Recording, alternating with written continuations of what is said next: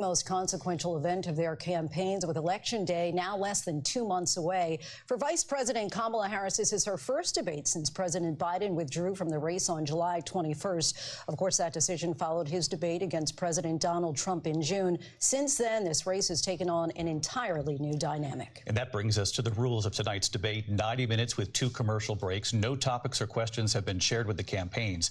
The candidates will have 2 minutes to answer questions, and this is the clock. That's what they'll be seeing. 2 minutes for rebuttals and 1 minute for follow-ups, clarifications, or responses.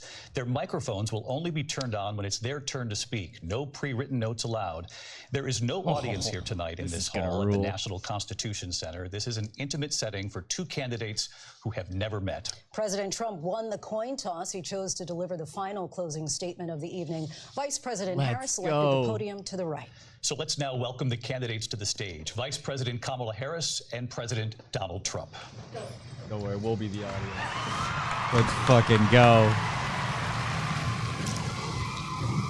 Kamala. ABC, NBC, and CNB. Thank you. Welcome to you both. It's wonderful to have you. It's an honor to have you both here tonight. Good evening. We are looking forward to a spirited and thoughtful debate. So let's get started. I want to begin tonight with the issue that voters repeatedly say is their #1 issue, and that is the economy and the cost of living in this country. Vice President Harris, you and President Trump were elected 4 years ago, and your opponent on the stage here tonight often asks his supporters, are you better off than you were 4 years ago? When it comes to the economy, do you believe Americans are better off than they were 4 years ago? Come on. So I was raised as a middle-class kid, and I am actually the only person on this stage who has a plan that is about lifting up the middle class and working people of America. I believe in the ambition, the aspirations, the dreams of the American people. And that is why I imagine and have actually a plan to build what I call an opportunity economy. Is she going to answer the question? Because here's the thing. We know that we have a shortage of What's the over-under on her actually answering the question? And the cost of housing is too expensive for far too many people. We know that young families need support to raise their children, and I intend on extending a tax cut for those families of $6,000, which is the largest child tax credit that we have given in a long time. Are they better so that than those young 4 families years can ago? afford to buy a crib, buy a car seat, buy clothes for their children? My passion, one of them, is small businesses. My mother raised my sister and me, but there was a woman who helped raise us. We call her our second mother. She was a small business owner. I love our small businesses. What's the over-under on how many questions she actually My plan answers? is to give a $50,000 tax Because deduction as a poor Indian small black woman, I believe the middle class needs to be strong. And that's why we don't have one. His plan is to do what he has done before, which is to provide a tax cut for billionaires and big corporations, which will result in $5 trillion to America's deficit. My opponent has a plan that I call the Trump's sales tax, which would be a 20% tax on everyday goods that you rely on to get through the month. Economists have said that Trump sales tax would actually result for middle-class families in about $4,000 more a year, because of his policies and his ideas about what should be the backs of middle-class people paying for tax cuts for billionaires. President Trump, I'll give you 2 minutes. First of all, I have no sales tax. That's an incorrect statement. She knows that. We're doing tariffs on other countries. Other countries are going to finally, after 75 years, pay us back for all that we've done for the world. And we are all now dumber, dude, if he said that. I took in billions and billions of dollars, as you know, from China. In fact, they never took the tariff off because there was so much money they can't. It would totally destroy everything that they've set out to do. They're taking in billions of dollars from China and other places. They've left the tariffs on. When I had it, I had tariffs, and yet I had no inflation. Look, we've had a terrible economy because inflation has, which is really known as a country buster. I'm going to pause the fuck out of this thing over and over again. The way that she looks at him right now when she's staring at him, he just stared blankly into the camera like he wasn't even paying attention to her. She is spreading vitriol, just staring daggers through him, going, nope, she's wrong and dumb. She's actually stupid and gay. Very few people have ever seen before, probably the worst in our nation's history. we were at 21%, but that's being generous because many things are 50, 60, 70, and 80% higher than they were just a few years ago. This has been a disaster for people, for the middle class, but for every class. On top of that, we have millions of people pouring into our country from prisons and jails, from mental institutions and insane asylums, and they're coming in and they're taking jobs that are occupied right now by African Americans and Hispanics, and also unions. Unions are going to be affected very soon. And you see what's happening. You see what's happening with towns throughout the United States. You look at Springfield, Ohio. You look at Aurora in Colorado. They are taking over the towns. They're taking over buildings. They're going in violently. These are the people that she and Biden led into our country, and they're destroying our country. They're dangerous. They're at the highest level of criminality, and we have to get them out. We have to get them out fast. I created one of the greatest economies in the history of our country. I'll do it again and even better. We are going to get to immigration and border security during this debate, but I would like to let Vice President Harris respond on the economy here. Well, I would love to. Let's talk about what Donald Trump left us. Donald Trump left us the worst unemployment since the Great Depression. Donald Trump left us the worst public health epidemic in a century. Donald Trump left us the worst attack on our democracy since the Civil War. And what we have done is clean up Donald Trump's mess. What we have done and what I intend to do is build on what we know are the aspirations and the hopes of the American people. But I'm going to tell you all in this debate tonight, you're going to hear from the same old tired playbook, a bunch of lies, grievances, and name-calling. What you're going to hear tonight is I think specifically they've told him, do not call her names, let her eat her own words. Detailed and dangerous plan called Project 2025 that the former president intends on implementing if he were elected again. I believe very strongly that the American people want a president who understands the importance of bringing us together, knowing we have so much more in common than what separates us, and I pledge to you to be a president for all Americans. President Trump will give you a minute here to respond. Even non-Americans. Number one, I have nothing to do, as you know, and as she knows better than anyone, I have nothing to do with Project 2025. That's out there. I haven't read it. I don't want to read it purposely. I'm not going to read it. This was a group of people that got together. They came up with some ideas. Dude, I guess some good, some bad. Strategy. But it's like, I'm just going to ignore it. I'm going to say that it doesn't even exist. I'm an open book. Everybody knows what I'm going to do. Cut taxes very substantially and create a great economy like I did before. Dude, we had the greatest. You not vote for Donald Trump if you're looking for peace in the Middle East. If your entire voting block is like Free Palestine or I stand with Israel or whatever, or even you stand with Ukraine, you have to know that there's only one person that was able to mitigate all of that for 4 years. This economy, we got hit with a pandemic, and the pandemic was not since 1917, where 100 million people died. Has there been anything like it? We did a phenomenal job with the pandemic. We handed them over a country where the economy and where the stock market was higher than it was before the pandemic came in. Nobody's ever seen anything like it. How are you going to argue the, like 1% inflation that was left or something like that to 9 or so that they say they got it down to? That's crazy. We made ventilators for the entire world. We got gowns, we got masks, we did things that nobody thought possible. And people. It's funny that he's arguing the things that, like, if I was a Democrat would argue. I guess you can argue it, but I'm just saying, you go like, he's the one, that's the one detriment against him, is that he's the one that shut down the economy. He's the one that spent a shit ton of money and gave everyone fucking stimulus checks. And he's the one that rolled out the vaccine. People give me credit for rebuilding the military. They give me credit for a lot of things, but not enough credit for the great job we did with the pandemic. But the only jobs they got were bounce back jobs. These were jobs bounce back, and it bounced back, and it went to their benefit. We're still arguing this fucking nonsense over and over again. It's literally like created job versus recovered jobs. We know that there's like 9 million recovered jobs or some nonsense like that. And when you look at his economic plan, it's all about tax breaks for the richest people. I am offering what I describe as an opportunity economy, and the best economists in our country, if not the world, have reviewed our relative plans teaches for the the finger future thing of America. Who teaches that you need to talk like said this in order to get your point across? Trump's Should I be plan doing this? Would make the economy worse. Mine would strengthen the economy.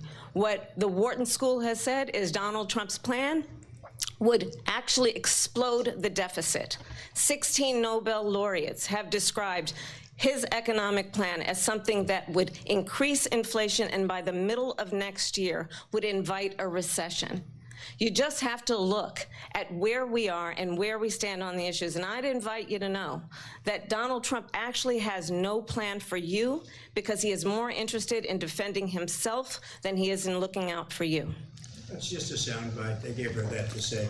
Look, I went to the Wharton School of Finance, and many of those professors, the top professors, think my plan is a brilliant plan. It's a great plan. It's a plan that's going to bring up our worth, our value as a country. It's a plan. It's a big plan. It's a great plan. It's a plan. It's a plan. Create jobs and create a lot of good, solid money for our country. And just to finish off, she doesn't have a plan. She copied Biden's plan, and it's like 4 sentences, like run, spot, run. 4 sentences that are just, oh, we'll try and lower taxes.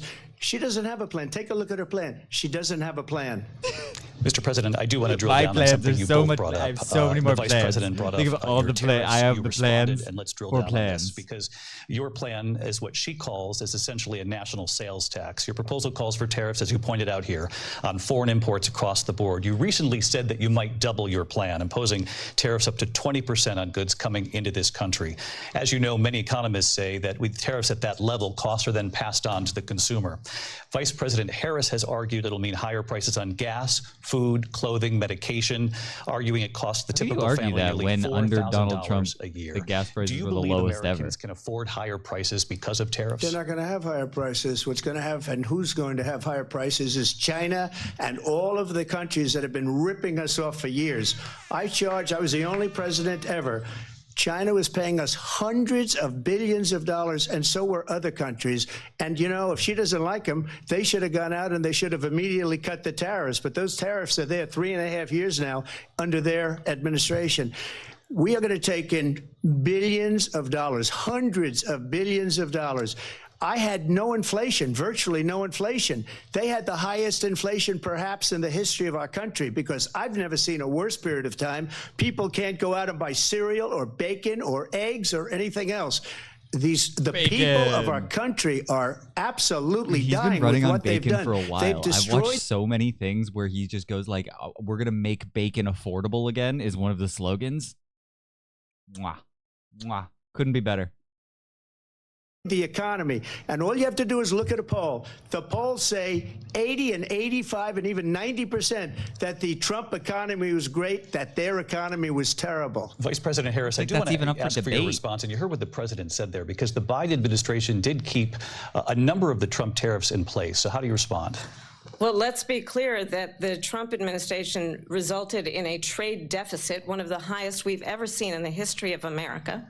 He invited trade wars. You want to talk about his deal with China? What he ended up doing is, under Donald Trump's presidency, he ended up selling American chips to China to help them improve and modernize their military, basically sold us out, when a policy about China should be in making sure the United States of America wins the competition for the 21st century, which means focusing on the details of what that requires, focusing on relationships with our allies, focusing on investing in American-based technology so that we win the race on AI, on quantum computing. I think there's a problem, though, because I'm 95% sure that Donald Trump also opened a chip manufacturing facility somewhere in America to make those chips at home so that they were better prepared, because most of the chips that we were even buying to sell back to China were made in Taiwan. So it's like, it's crazy. Support America's workforce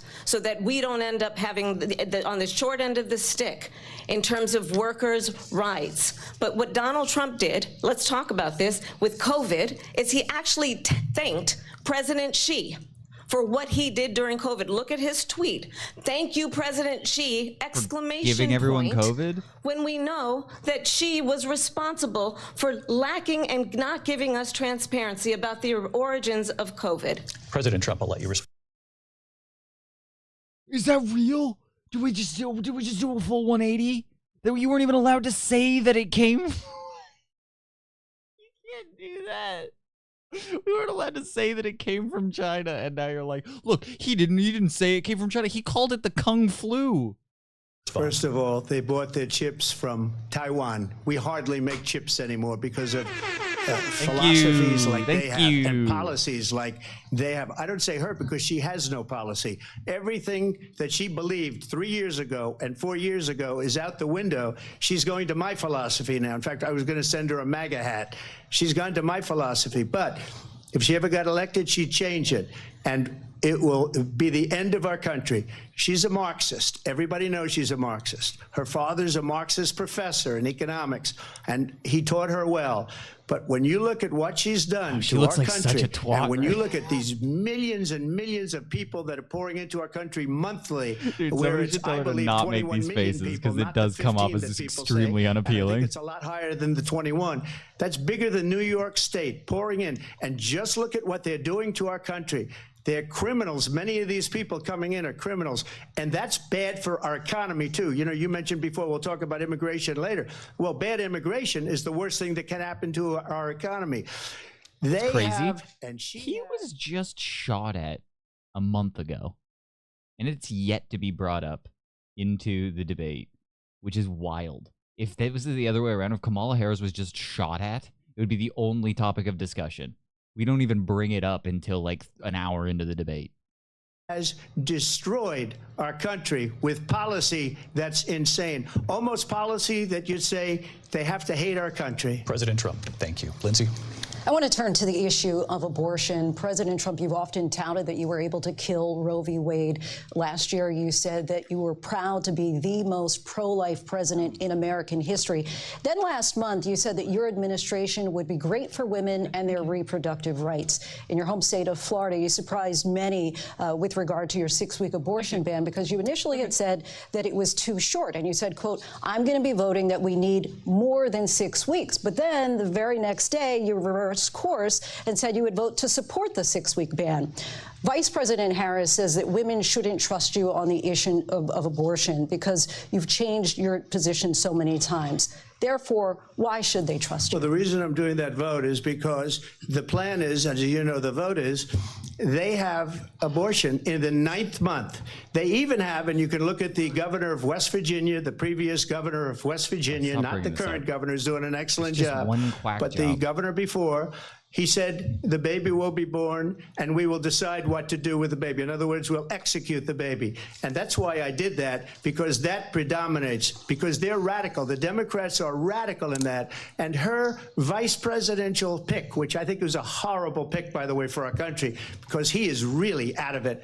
But her vice presidential pick says abortion in the 9th month is absolutely fine. He also says execution after birth. It's execution, no longer abortion, because the baby is born, is okay. And that's not okay with me, hence the vote. But what I did is something for 52 years. They've been trying to get Roe v. Wade into the states. It's such a crazy thing to even fucking argue. That's the entirety of the United States way. States' rights. California can have fucking abortions up until the baby's crowning, and Texas can ban it entirely. I believe strongly in it. Ronald Reagan did also. 85% of Republicans do. Exceptions, very important. But we were able to get it, and now states are voting on it. And for the first time, you're going to see, look, this is an issue that's torn our country apart for 52 years. Every legal scholar, every Democrat, every Republican, liberal, conservative, they all wanted this issue to be brought back to the states where the people could vote. And that's what happened. And now, Ohio, the vote was somewhat liberal. Kansas, the vote was somewhat liberal, much more liberal than people would have thought. But each individual state is voting. It's the vote of the people now. It's not tied up in the federal government. Perfect. I did a great service in doing it. It took courage to do it. And the Supreme Court had great courage in doing it. And I give tremendous credit to those 6 justices. I think most people who say they oppose the Roe v. Wade being overturned think that Roe v. Wade overturning means that abortion's illegal. No. It's not. It just means that each state, now a state has the power to do that, but they also have the power to make it as liberal as possible. So depending on where you live, that's going to be the case. And you might have to travel to get an abortion if that's the case, or you're going to have to move or vote. State in this country where it is legal to kill a baby after it's born. Madam Vice President, Wait. There's no state in this country where it is legal to kill a baby after it's born. Madam Vice President, I want to get your response to President Trump. Well, as I said, you're going to hear a bunch of lies, and that's not actually a surprising fact. Let's understand how we got here. Donald Trump hand-selected 3 members of the United States Supreme Court with the intention that they would undo the protections of Roe v. Wade. And they did exactly as he intended. And now in over 20 states, there are Trump abortion bans, which make it criminal for a doctor or nurse to provide health care. In one state, it provides prison for life. Trump abortion bans that make no exception even for rape and incest, which understand what that means. Let me be clear. The infant would be kept comfortable. The infant would be resuscitated if that's what the mother and the family desired. And I regret that those comments have been mischaracterized. Republicans accuse the governor of supporting laws that would kill babies. Words have meaning. They're concerned the bill in question loosens. Yeah, he did say that. It's pretty crazy that you're arguing that, but that is the case. That is exactly what happened. He did say the baby would be killed. The baby afterwards, we would decide what to do. You can take that however you want, but that is what he said. A survivor of a crime of violation to their body does not have the right to make a decision about what happens to their body next. That is immoral. And one does not have to abandon their faith or deeply held beliefs to agree. The government, and Donald Trump certainly, should not be telling a woman what to do with her body. I have talked with women around our country. You want to talk about this is what people wanted?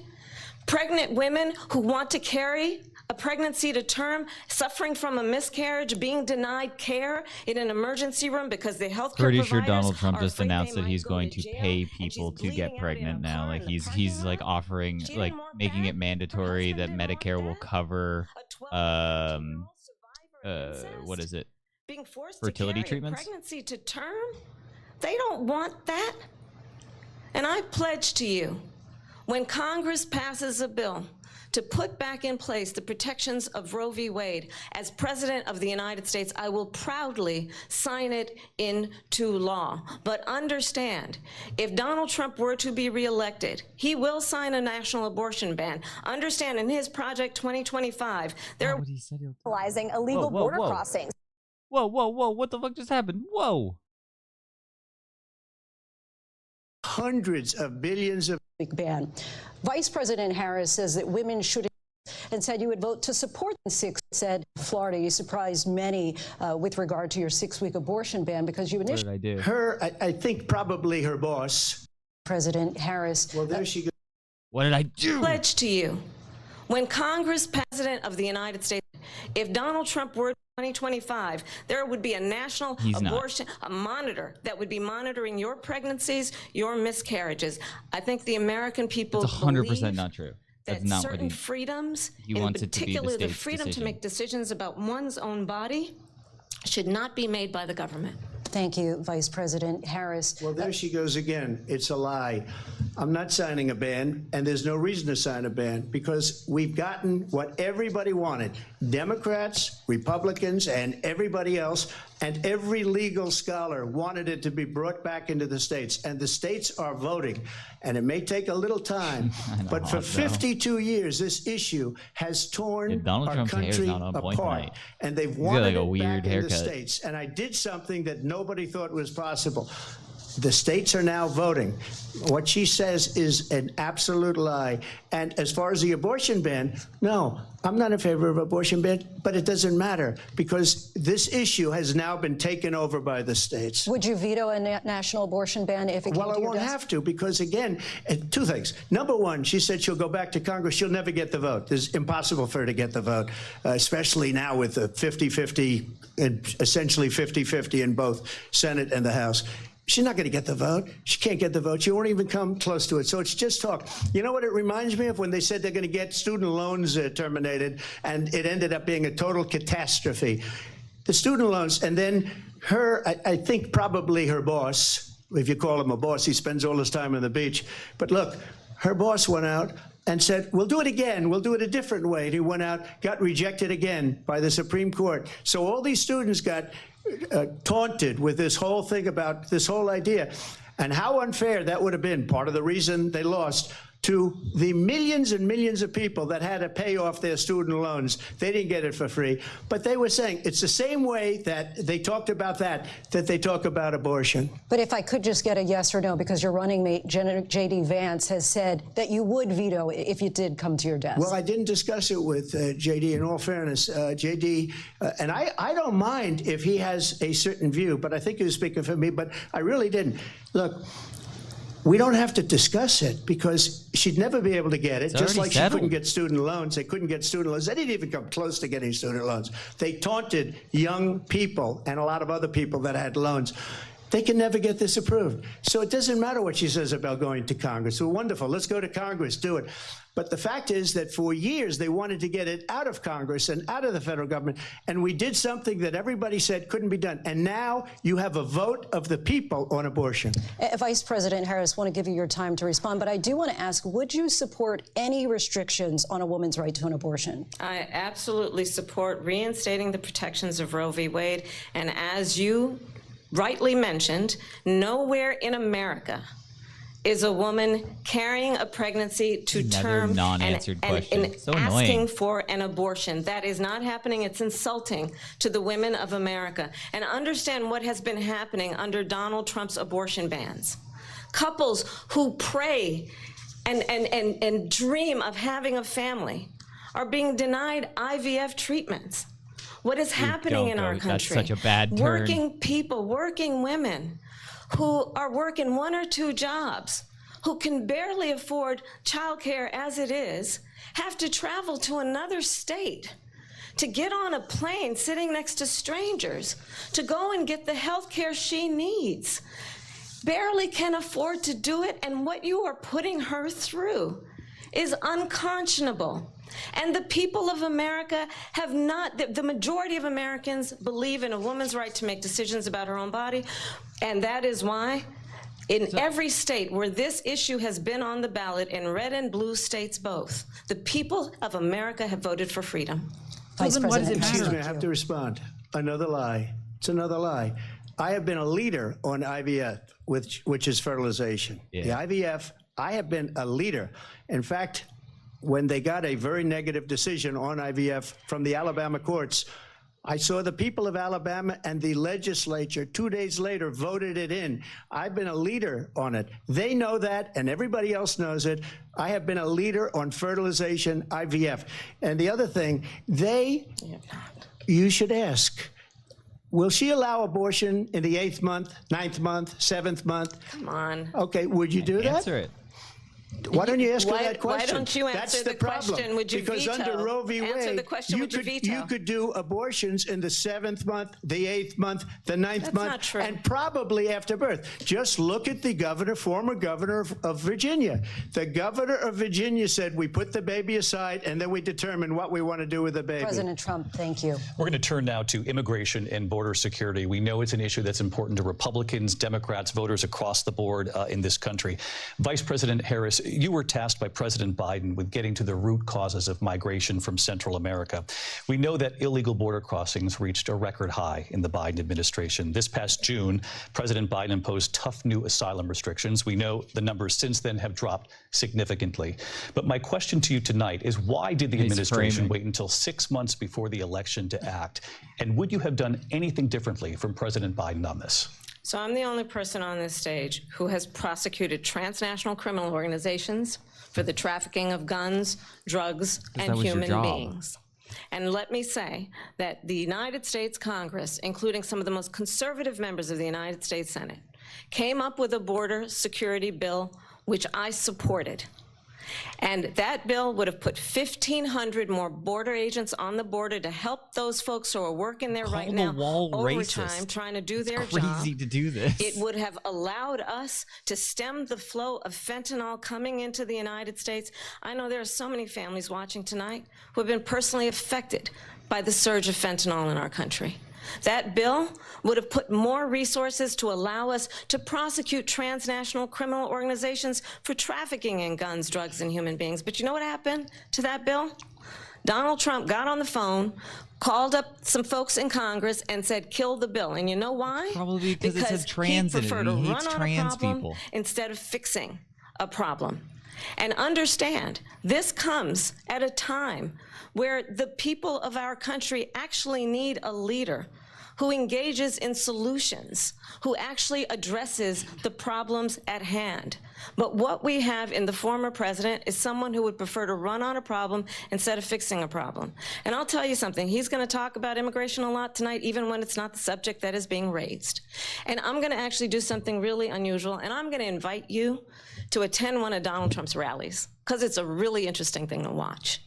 You will see during the course of his rallies, he talks about fictional characters like Hannibal Lecter. He will talk about windmills cause cancer. And what you will also notice is that people start leaving his rallies early out of exhaustion and boredom. And I will tell you, the one thing you will not hear him talk about is you. You will not hear him talk about your needs, your dreams, and your desires. And I'll tell you, I believe you deserve a president who actually puts you first, and I pledge to you that I will. Vice President Harris, thank you. President Trump, on that point, I want to get your response. Well, I would like to respond. Let me just ask, though, why did you try to kill that bill, and successfully so, that would have put thousands of additional agents and officers on the border? First, let me respond as to the rallies. She said people start leaving. People don't go to her rallies. There's no reason to go. And the people that do go, she's bussing them in and paying them to be there, and then showing them in a different light. So she can't talk about that. People don't leave my rallies. We have the biggest rallies, the most incredible rallies in the history of politics. That's because people want to take their country back. Our country is being lost. We're a failing nation. When it really gets and it happened to her is the 3.5 years ago. And what's going on here, you're going to end up in World War III, just to go into another subject. What they have done to our country by allowing these millions and millions of people to come into our country, and look at what's happening to the towns all over the United States. And a lot of towns don't want to talk. It's not going to be Aurora or Springfield. A lot of towns don't want to talk about it because they're so embarrassed by it. In Springfield, they're eating the dogs, the people that came in. They're eating the cats. They're eating the pets of the people that live there. And this is what's happening in our country, and it's a shame. As far as rallies are concerned, as far as the reason they go is they like what I say. They want to bring our country back. They want to make America great again. It's a very simple phrase, make America great again. She's destroying this country, and if she becomes president, this country doesn't have a chance of success. Not only success, we'll end up being Venezuela on steroids. I just want to clarify here. You bring up Springfield, Ohio, and ABC News did reach out to the city manager there. He told us there have been no credible reports of specific claims of pets being harmed, injured, or abused by individuals within the immigrant community. Well, I've seen people on television. Let me just say here, this is the people on television say my dog was taken and used for food. So maybe he said that, and maybe that's a good thing to say for a city manager. I'm not taking this from television. But the people I'm on taking it from the city manager. Their dog was eaten by the people that went there. Again, the Springfield city manager says there's no evidence of that. Vice President Harris, I'll let you respond to the rest of what you've heard. You talk about extreme. You know, this is, I think, one of the reasons why in this election I actually have the endorsement of 200 Republicans who have formerly worked with President Bush, Mitt Romney, and John McCain, including the endorsement of former Vice President Dick Cheney and Congress member Liz Cheney. And if you want to really know the inside track on who the former president is, if he didn't... Hey. Make it clear already, just ask people who have worked with him. His former chief of staff, a four-star general, has said he has contempt for the Constitution of the United States. His former national security advisor has said he is dangerous and unfit. His former secretary... What did you do? Why'd you kill the cat? Smile for me. Smile over TV. What did you do? What did you do? Why'd you kill the cat? Smile for me. What the fuck? Smile over TV. Go like this. Did you eat that cat? Did you eat it? No, why'd you kill it? Did you guys see all this? No, we pulled up and she was just laying there with it. Did you see her eating it? Eating it. She was eating it? Yeah, she was. You call the Humane Society, see if they'll come pick this cat up. It's deceased. The fuck? How do they not have producers like this that can just go on Twitter? No, there was a person eating a cat. There's a very clear video of a person eating a cat. So, like, let's know. There's no reports of a fucking... The police showed up to a person eating a cat. The cop said he was eating a... Or the lady was eating a cat. Everyone said they're eating a cat. No reports of a cat. Fucking cats' lives matter. Secretary of Defense has said the nation, the Republic, would never survive another Trump term. And when we listen to this kind of rhetoric, when the issues that affect the American people are not being addressed, I think the choice is clear in this election. President Trump, I'll give you a quick minute to respond here. Thank you, because when I hear that, see, I'm a different kind of a person. I fired most of those people. Not so graciously. They did bad things or a bad job. I fired them. They never fired one person. They didn't fire anybody having to do with Afghanistan and the Taliban and the 13 people whose were just killed, viciously and violently killed. And I got to know the parents and the family. They didn't fire. They should have fired all those generals, all those top people, because that was one of the most incompetently handled situations anybody has ever seen. So when somebody does a bad job, Donald Trump's go-to strategy is firing people, and he was the host of The Apprentice. I fire him. And you take a guy like Esper. He was no good. I fired him. So he writes a book. Another one writes a book. Because with me, they can write books. With nobody else can they. But they have done such a poor job, and they never fire anybody. Look at the economy. Look at the inflation. They didn't fire any of their economists. They have the same people. That's a good way not to have books written about you. But just to finish, I got more votes than any Republican in history by far. In fact, I got more votes than any president, sitting president in history by far. Let me continue on immigration. It was what you wanted to talk about earlier, so let's get back to your deportation proposal that the vice president has reacted to as well. President Trump, you call this the largest domestic deportation operation in the history of our country. You say you would use the National Guard. You say if things get out of control, you'd have no problem using the U.S. military. Police, yes. You also said you would use local police. How would you deport 11 million undocumented immigrants? I know you believe that number is much higher. Take us through this. What does this look like? I kind of like this guy. This is one of the first interviewers, whatever, debate moderators that have kind of like, he's been pretty fair most of the time. The other lady seems like she hates Trump. Authorities be going door to door in this country? Yeah, it is much higher because of them. They allowed criminals, many millions of criminals. They allowed terrorists. They allowed common street criminals. They allowed people to come in, drug dealers, to come into our country, and they're now in the United States and told by their countries like Venezuela, don't ever come back or we're going to kill you. Do you know that crime in Venezuela and crime in countries all over the world is way down? You know why? Because they've taken their criminals off the street and they've given... Dude, that is the biggest point ever. I don't know if anybody knows about the Venezuela prison that they have now. There's a lifetime prison where the lights are on, like it's like against the Geneva Convention what they're doing there, and you lock them up and you live in like a cell and you only get to come out for a day, not outside, out of the cell for an hour a day, and then you're just locked back up there for life, forever.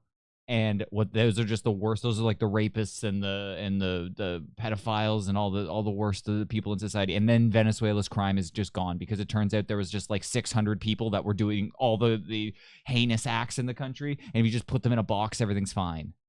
Them to her to put into our country. And this will be one of the greatest mistakes in history for them to allow. And I think they probably did it because they think they're going to get votes, but it's not worth it because they're destroying the fabric of our country by what they've done. There's never been anything done like this at all. They've destroyed the fabric of our country. Millions of people let in. And all over the world, crime is down. All over the world except here. Crime here is up and through the roof. Despite their fraudulent statements that they made, crime in this country is through the roof. And we have a new form of crime. It's called migrant crime. And it's happening at levels that nobody thought possible. President Trump, as you know, the FBI says overall violent crime is actually coming down in this country. But Vice excuse me, President the Harris, FBI they were defrauding statements.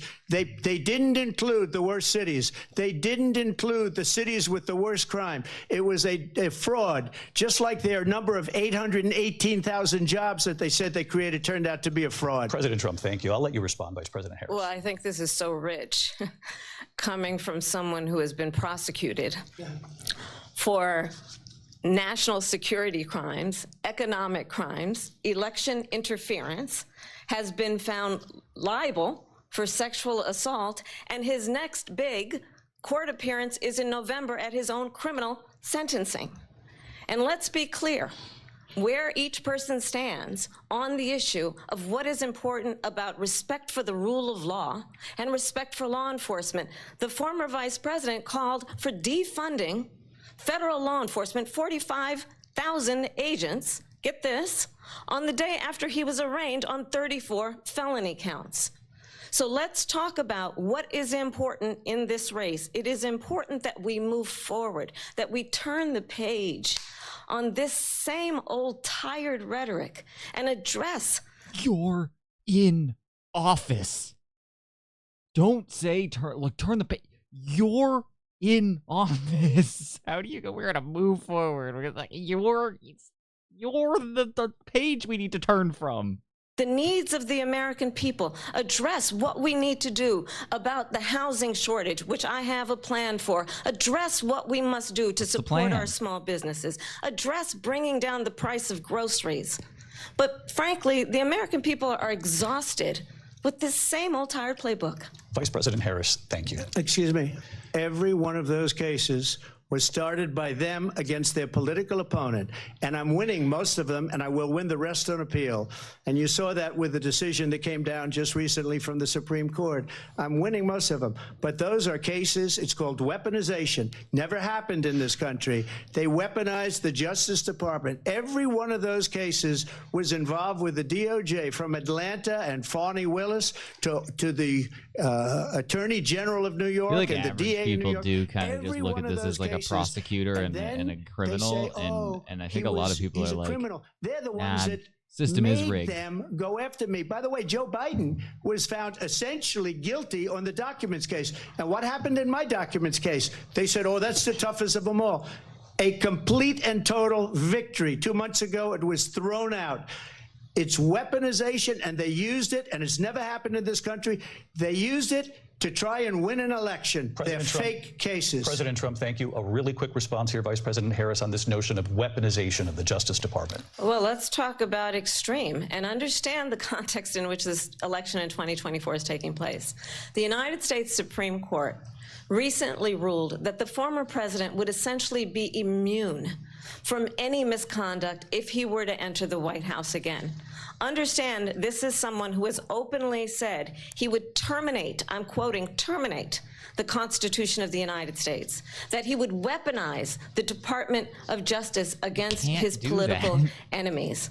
Someone who has openly expressed disdain for members of our military. Understand what it would mean if Donald Trump were back in the White House with no guardrails, because certainly we know now the court won't stop him. We know J.D. Vance is not going to stop him. It's up to the American people.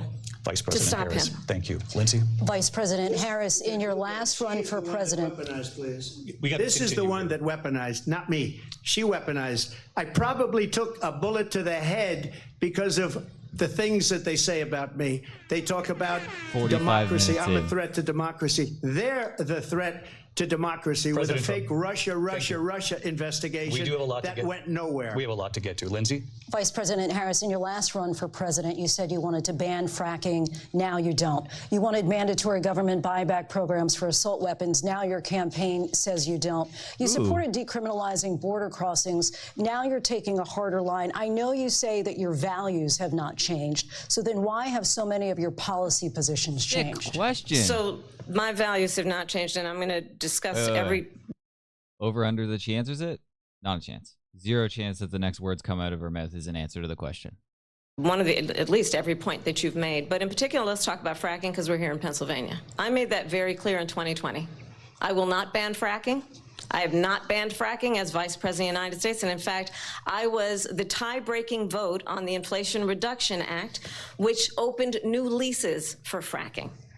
My position is that we have got to invest in diverse sources of energy so we reduce our reliance on foreign oil. We have had the largest increase in domestic oil production in history because of an approach that recognizes that we cannot over-rely on foreign oil. As it relates to my values, let me tell you, I grew up a middle-class kid raised by a hardworking mother. In Western Pennsylvania, where fracked gas wells have become a common sight, will you commit to implementing a federal ban on fracking your first day in office? There's no question I'm in favor of banning fracking. So, yeah. Who worked and saved and was able to buy our first home when I was a teenager. The values I bring to the importance of home ownership, knowing not everybody got handed $400 million on a silver platter and then filed bankruptcy 6 times, is a value that I bring to my work to say we are going to work with the private sector and home builders to increase 3 million homes, increase by 3 million homes by the end of my first term. My work that is related to having a friend when I was in high school who was sexually assaulted by her stepfather. And my focus then on protecting women and children from violent crime is based on a value that is deeply grounded in the importance of standing up for those who are most vulnerable. My work that is about protecting Social Security and Medicare is based on long-standing work that I have done, protecting seniors from scams. My values have not changed. And what is important is that there is a president who actually... Yeah, so the assault ban and the fracking, what about that, though? Not about, like, your friend's sexual assault story. The fact that your friend's sexual assault story is being brought up in a question about, hey, your values changed on fracking, no? And then you're like, nope, always the same. But what about the time that it wasn't? No, my friend was assaulted. Brings values and a perspective that is about lifting people up and not beating people down and name calling. The true measure of the leader is the leader who actually understands. I would put money down on some sort of bet. If there's a money line on this, that by the end of this, she calls him a name. There's without a doubt in my mind, by the end of this, she calls him some sort of name. The strength is not in beating people down, it's in lifting people up. I intend to be that president. President Trump, your response? First of all, I wasn't given $400 million. I wish I was. My father was a Brooklyn builder, Brooklyn, Queens, and a great father, and I learned a lot from him. But I was given a fraction of that, a tiny fraction, and I built it into many, many billions of dollars, many, many billions. And when people see it, they are even surprised. So we don't have to talk about that. Fracking, it's crazy that she's you going don't to get any credit, because it's like people get handed millions of dollars in the lottery and stuff, and they lose it in a year. But like he was able to turn it into something like that. Okay, he fucking went bankrupt. I would too a couple of times. I'd probably file bankruptcy in a company that failed and walk away from it and not lose all my money throwing it into a pit. That seems like the smarter approach. And sit for 12 years. Defund the police. She's been against that forever. She gave all that stuff up very wrongly, very horribly, and everybody's laughing at it, okay? They're all laughing at it. She gave up at least 12 and probably 14 or 15 different policies. Like, she was big on defund the police. In Minnesota, she went out, wait a minute, I'm talking now, if you don't mind, please.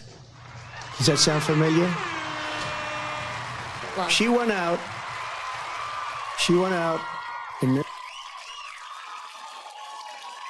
Shut the. That's what happened.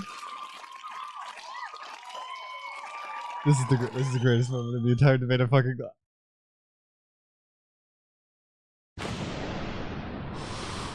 That one hurt. Minnesota, and wanted to let criminals that killed people, that burned down Minneapolis.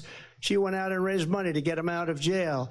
She did things that nobody would ever think of. Now she wants to do transgender operations on illegal aliens that are in prison. This is a radical left liberal that would do this. This sounded like so many trigger words that makes a Republican go. She will never allow fracking in Pennsylvania. If she won the election, fracking in Pennsylvania will end on day one. Just to finish one thing so important in my opinion. So I got the oil business going like nobody has ever done before. When they took over, they got rid of it, started getting rid of it, and the prices were going up the roof. They immediately let these guys go to where they were. I would have been 5 times, 4 times, 5 times higher, because you're talking about 3.5 years ago. They got it up to where I was because they had no choice, because the prices of energy were quadrupling and doubling. You saw what happened to gasoline. So they said, let's go back to Trump. But if she won the election, the day after that election, they'll go back to destroying our country, and oil will be dead, fossil fuel will be dead. We'll go back to windmills, and we'll go back to solar, where they need a whole desert to get some energy to come out of it. You ever see a solar plant? By the way, I'm a big fan of solar, but they take 400, 500 acres of desert President soil. Trump, we have a These lot are of not good issues things that we for the have to get environment to. that We're she out of time. understands. Thank you. Lindsay, thank you. We have an election in just 56 days. And I want to talk about the peaceful transfer of power, which, of course, we all know is a cornerstone of our democracy, and the role of a president in a moment of crisis. Mr. President, on January 6th, you told your supporters to march to the Capitol. You said you would be right there with them. The country and the world saw what played out at the Capitol that day, the officers coming under attack. Aides in the West Wing say you watched it unfold on television off the Oval Office. You did send out tweets, but it was more than 2 hours before you sent out that video message telling your supporters to go home. Is there anything you regret about what you did on that day? You just said a thing that isn't covered. Peacefully and patriotically, I said during my speech, not later on. Peacefully and patriotically. And nobody on the other side was killed. Ashley Babbitt was shot by an out-of-control police officer that should have never, ever shot her. It's a disgrace. But we didn't do this group of people that have been treated so badly. I ask, what about all the people that are pouring into our country and killing people that she allowed to pour in? She was the border czar. Remember that. She was the border czar. She doesn't want to be called the border czar because she's embarrassed by the border. In fact, she said at the beginning, well, I'm surprised you're not talking about the border yet. That's because she knows what a bad job they've done. What about those people? When are they going to be prosecuted? When are these people from countries all over the world, not just South America? They're coming in from all over the world, David, all over the world, and crime rates are down all over the world because of it. But let me just when are those, David, when are those people going to be prosecuted? When are the people that burned down Minneapolis going to be prosecuted? Or in Seattle, they went into Seattle, they took over a big percentage of the city of Seattle. When are those people going to be prosecuted? Never. But let me just ask you. You might ask her that question. You were the president. You were watching it unfold on television. It's a very simple question as we move forward toward another election. Is there anything you regret about what you did on that day? Yes or no? I had nothing to do with that other than they asked me to make a speech. I showed up for a speech. I said, I think it's going to be big. I went to Nancy Pelosi and the mayor of Washington, D.C., and the mayor put it back in writing, as you know. I said, you know, this is going to be a very big rally or whatever you want to call it. And again, it wasn't done by me. It was done by others. I said, I'd like to give you 10,000 National Guard or soldiers. They rejected me. Nancy Pelosi rejected me. It was just 2 weeks ago. Her daughter has a tape of her saying she is fully responsible for what happened. They want to get rid of that tape. It would have never happened if Nancy Pelosi and the mayor of Washington did their jobs. I wasn't responsible for security. Nancy Pelosi was responsible. She didn't do her job. The question was about you as president, not about former Speaker Pelosi, but I do want Vice President Harris to respond here. I was at the Capitol on January 6th. I was the vice president-elect. I was also an acting senator. I was there. And on that day, the President of the United States incited a violent mob to attack our nation's capital, to desecrate our nation's capital. On that day, 140 law enforcement officers were injured, and some died. And understand, the former president has been indicted and impeached for exactly that reason. But this is not an isolated situation. Let's remember Charlottesville, where there was a mob of people carrying tiki torches, spewing anti-Semitic hate. And what did the president then at the time say? There were fine people on each side. Let's remember that when it came to the Proud Boys, a militia, the president said, the former president said, stand back and stand by. So for everyone watching who remembers what January 6th was, I say, we don't have to go back. Let's not go back. We're not going back. It's time to turn the page. This is Holocaust-level destruction. And if that was a bridge too far for you, well, there is a place in our campaign for you to stand. They're like for country, they're like chit-chatting with the stand cops for here. our democracy, to stand for rule of law, and to end the chaos, and to end the approach that is about attacking the foundations of our democracy because you don't like the outcome. And be clear, Look at all these people just on taking that point, selfies. Donald Trump, the candidate, has These said are in this violent election there will felons be a bloodbath if this and the outcome of this election is not to his liking. Let's turn the page on this. Let's not go back. Let's chart a course for the future and not go backwards to the past. Let me just follow up here. It was a different term, and it was a term that related to energy because they have destroyed our energy business. That was where bloodbath was. Also, on Charlottesville, that story has been, as you would say, debunked. Laura Ingraham, Sean Hannity, Jesse, all of these people, they covered it. If they go an extra sentence, they will see it was perfect. It was debunked in almost every newspaper, but they still bring it up, just like they bring 2025 up. They bring all of this stuff up. I ask you this, you talk about the Capitol. Why are we allowing these millions of people to come through on the southern border? How come she's not doing anything? And I'll tell you what I would do, and I would be very proud to do it. I would say we would both leave this debate right now. I'd like to see her go down to Washington, D.C. during this debate because we're wasting a lot of time. Go down to, because she's been so bad, it's so ridiculous. Go down to Washington, D.C. and let her sign a bill to close up the border because they have the right to do it. They don't need bills. They have the right to do it. The President of the United States, you'll get him out of bed, you'll wake him up at 4 o'clock in the afternoon, you'll say, come on down to the office, let's sign a bill. If he signs a bill that the border is closed, all he has to do is say it to the Border Patrol, who are phenomenal. If they do that, the border is closed. Mr. Those President, people are killing many people, unlike J6. We talked immigration here tonight. I do want to focus on this next issue to both of you because it really brings us this into focus, truth in these times that we're living in.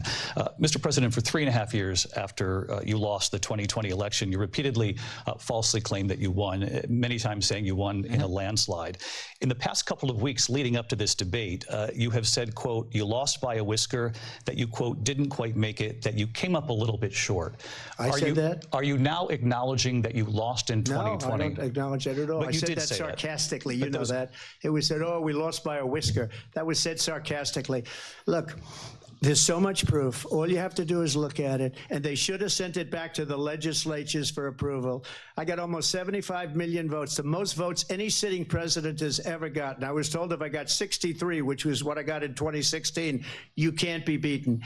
The election, people should never be thinking about an election as fraudulent. We need two things. We need walls, and we have to have it. We have to have borders, and we have to have good elections. Our elections are bad. And a lot of these illegal immigrants coming in, they're trying to get them to vote. They can't even speak English. They don't even know what country they're in practically. And these people are trying to get them to vote. And that's why they're allowing them to come into our country. I did watch all of these pieces of video.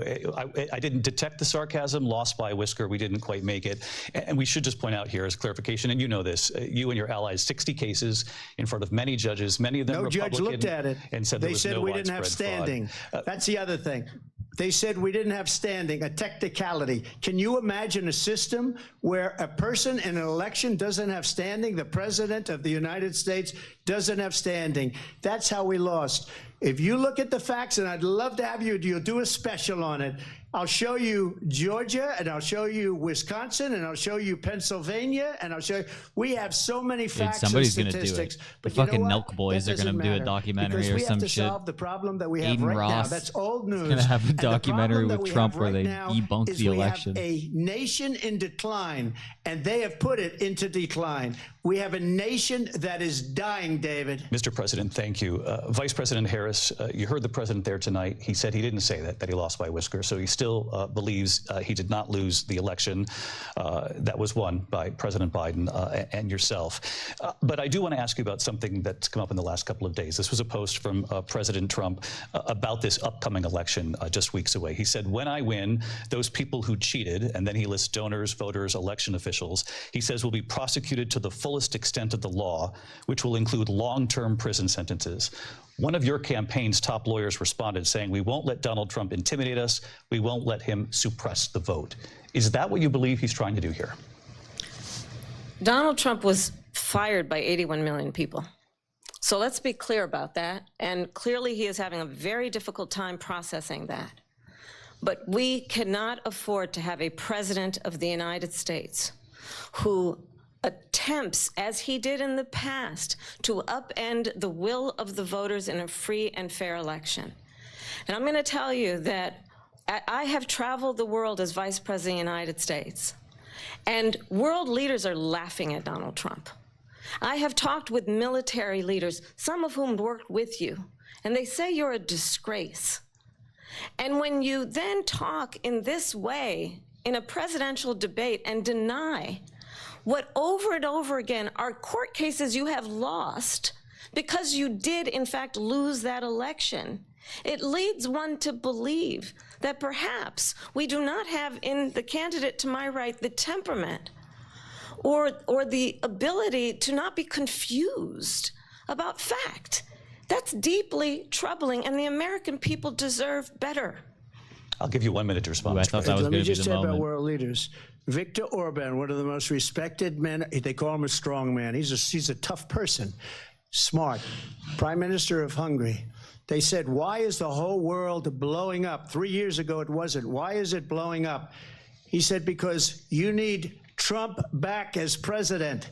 They were afraid of him. China was afraid, and I don't like to use the word afraid, but I'm just quoting him. China was afraid of him. North Korea was afraid of him. Look at what's going on with North Korea, by the way. He said Russia was afraid of him. I ended the Nord Stream 2 pipeline, and Biden put it back on day one, but he ended the XL pipeline. The XL pipeline in our country, he ended that. But he let the Russians build a pipeline going all over Europe and heading into Germany, the biggest pipeline in the world. Look, Viktor Orban said it. He said the most respected, most feared person is Donald Trump. We had no problems when Trump was president, but when this weak, pathetic man that you saw at a debate just a few months ago, that if he weren't in that debate, he'd be running instead of her. She got no votes. He got 14 million votes. What you did, you talk about a threat to democracy. He got 14 million votes, and they threw him out of office.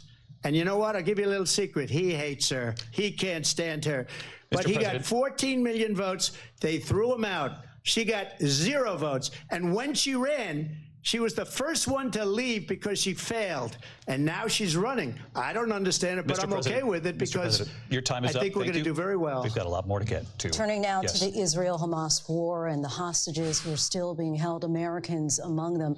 Vice President Harris, in December, you said, quote, Israel has a right to defend itself, but you added, quote, it matters how, saying international humanitarian law must be respected. Israel must do more to protect innocent civilians. You said that 9 months ago. Now an estimated 40,000 Palestinians are dead. Nearly 100 hostages remain. Just last week, Prime Minister Benjamin Kamala's Netanyahu just going to lightly be pro-Palestine, and then she wins. President Biden has not been able to break through the stalemate. How would you do it? Well, let's understand how we got here. On October 7, Hamas, a terrorist organization, slaughtered 1,200 Israelis. Many of them young people who were simply attending a concert. Women were horribly raped. And so absolutely, I said then, I say now, Israel has a right to defend itself. We would. And how it does so matters, because it is also true, far too many innocent Palestinians have been killed. Children, mothers. What we know is that this war must end. It must end immediately, and the way it will end is we need a ceasefire deal and we need the hostages out. And so we will continue to work around the clock on that. Trump's work eyes around the gotten clock, smaller also during the understanding debate. that How we did they- must chart a course for a two-state solution. And in that solution, there must be security for the Israeli people and Israel, and in equal measure for the Palestinians. But the one thing I will assure you always, I will always give Israel the ability to defend itself, in particular as it relates to Iran and any threat that Iran and its proxies pose to Israel. But we must have a two-state solution where we can rebuild Gaza, where the Palestinians have security, self-determination, and the dignity they so rightly deserve. President Trump, how would you negotiate with Netanyahu and also Hamas in order to get the hostages out and prevent the killing of more innocent civilians in Gaza? If I were president, it would have never started. If I were president, Russia would have never, ever, I know Putin very well, he would have never, and there was no threat of it either, by the way, for 4 years, have gone into Ukraine and killed millions of people when you add it up, far worse than people understand what's going on over there. But when she mentions about Israel, all of a sudden, she hates Israel. She wouldn't even meet with Netanyahu when he went to Congress to make a very important speech. She refused to be there because she was at a sorority party of hers. She wanted to go to the sorority party. She hates Israel. If she's president, I believe that Israel will not exist within 2 years from now. And I've been pretty good at predictions, and I hope I'm wrong about that one. She hates Israel. At the same time, in her own way, she hates the Arab population because the whole place is going to get blown up. Arabs, Jewish people, Israel will be gone. It would have never happened. Iran was broke under Donald Trump. Now Iran has $300 billion because they took off all the sanctions that I had. Iran had no money for Hamas or Hezbollah or any of the 28 different spheres of terror. And they are spheres of terror, horrible terror. They had no money. It was a big story, and you know it. You covered it very well, actually. They had no money for terror. They were broke. Now they're a rich nation, and now what they're doing is they're spreading that money around. Look at what's happening with the Houthis and Yemen. Look at what's going on in the Middle East. This would have never happened. I will get that settled and fast, and I'll get the war with Ukraine and Russia ended. If I'm president-elect, I'll get it done before even becoming president. Vice President Harris, he says you hate Israel. That's absolutely not true. I have my entire all of that after all that. They hate Israel. Career and life supported Israel and the Israeli people. He knows that. He's trying to, again, divide. He didn't say that. He said she hates Israel and Arabs in her own way. and distract from the reality, which is it is very well known that Donald Trump is weak and wrong on national security and foreign policy. It is well known that he admires dictators, president to not have a wants to war. be a dictator on day one, according to himself. It is For well fracking in the known border, right? that he That's what said of Putin he said. that he can do whatever the hell he wants and go into Ukraine. It is well known that he said when Russia went into Ukraine, it was brilliant. It is well known he exchanged love letters with Kim Jong-un. And it is absolutely well known that these dictators and autocrats are rooting for you to be president again because they're so clear. They can manipulate you with flattery and favors. And that is why so many military leaders who you have worked with have told me you are a disgrace. That is why we understand that we have to have a president who is not job of framing her consistently insults weak as somebody and told wrong me on that you national suck. security, including the importance of upholding and respecting in highest regard our military. Vice President Harris, thank you. They're the ones, and she's the one that caused it, that's weak on national security by allowing every nation last month for the year, 168 different countries sending people into our country. Their crime rates are way down. Putin endorsed her last week, said, I hope she wins. And I think he meant it. Because what he's gotten away with is absolutely incredible. It wouldn't have happened with me. The leaders of other countries think that they're weak and incompetent, and they are. They're grossly incompetent. And I just ask one question. Why does Biden go in and kill the Keystone Pipeline and approve the single biggest deal that Russia's ever made, Nord Stream 2, the biggest pipeline anywhere in the world going to Germany and all over Europe? Because they're weak and they're ineffective. And Biden, by the way, President gets paid Trump, a lot of money. Thank you. We have a lot of issues to get to. We'll be right back with much more of this historic ABC News presidential debate from the National Constitution Center I'm right guessing here in somebody in their Philadelphia. ear Back in a fucking moment. said, "Hey, yo, we got to take a break right now." Like he is actually crushing it. This is when you, when your coach calls a timeout. The ABC News presidential debate will continue after That this. rules, and that's why we get to pause it because now we get to skip this nonsense. What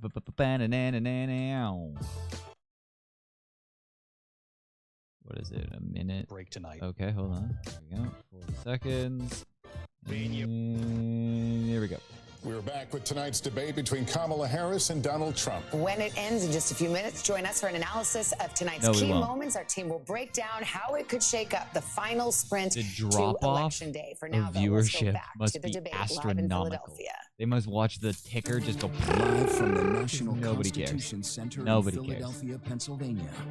Here again, David Muir and Lindsay Davis. Welcome back to this historic ABC News presidential debate tonight. We're going to continue here, and I want to turn to the war in Ukraine. We're now 2.5 years into this conflict. Mr. President, it has been the position of the Biden administration that we must defend Ukraine from Russia, from Vladimir Putin, to defend their sovereignty, their democracy, that it's in America's best interest to do so, arguing that if Putin wins, he may be emboldened to move even further into other countries.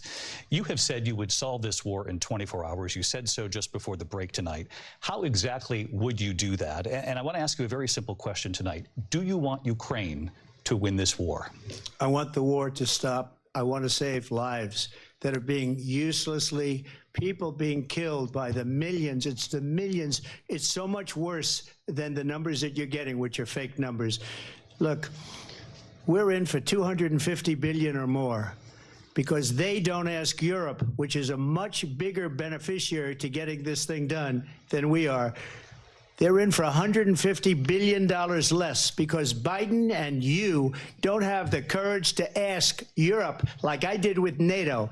They paid billions and billions, hundreds of billions of dollars when I said, either you pay up or we're not going to protect you anymore. So that's maybe one of the reasons they don't like me as much as they like weak people. But you take a look at what's happening. We're in for 250 to 275 billion. They're into 100 to 150. They should be forced to equalize. With that being said, I want to get the war settled. I know Zelensky very well, and I know Putin very well. I have a good relationship, and they respect your president, okay? They respect me. They don't respect Biden. How would you respect him? Why? For what reason? He hasn't even made a phone call in 2 years to Putin, hasn't spoken to anybody. They don't even try and get it. That is a war that's dying to be settled. I will get it settled before I even become president. If I win, when I'm president-elect, and what I'll do is I'll speak to one, I'll speak to the other, I'll get them together. That war would have never happened.